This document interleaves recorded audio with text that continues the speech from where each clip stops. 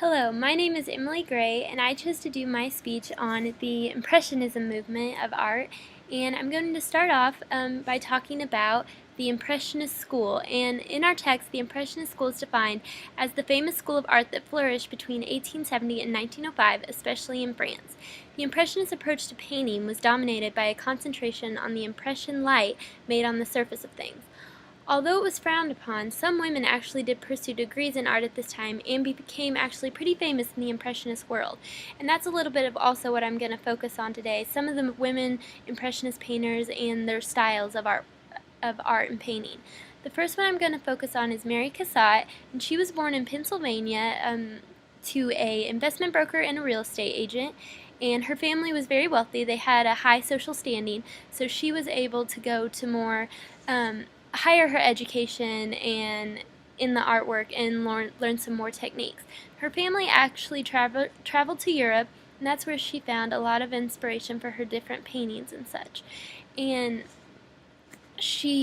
whenever she went to Europe, she actually, unlike most Impressionist artists who focus on landscapes and street scenes, she actually became very famous for her portraits of people.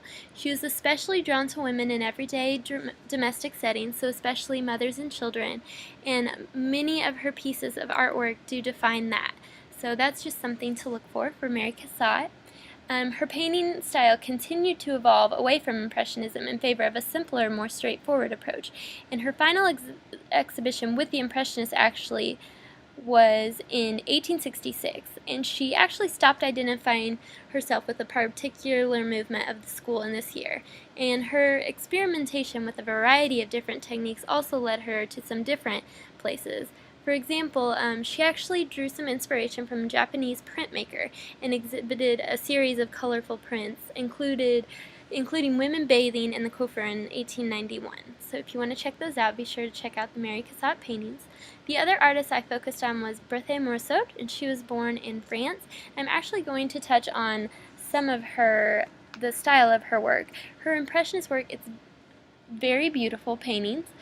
And let's see, some of the theme of her work, she painted many indoor scenes of family and friends, capturing daily rituals of modern bourgeois life, so similar to Mary Cassatt in that regard.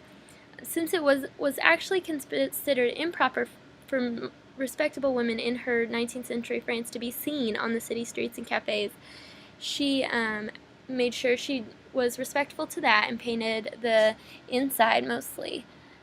The colors she used in her artwork were interesting.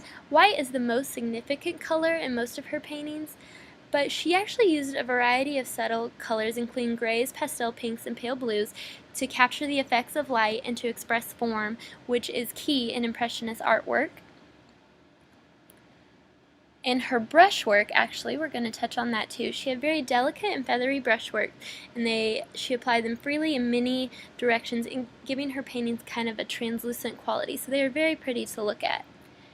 And in conclusion, Impressionist work is very beautiful, and the subject matter is thought-provoking. The content of the painting can vary some, but all of this usually evoke different feelings for the audience. So the Impressionists were very successful in getting their point across and portraying their subject matter and content in a very positive way that also gave the audience a positive experience. And I do think that Impressionist work will be valued and looked at for years to come. Thank you.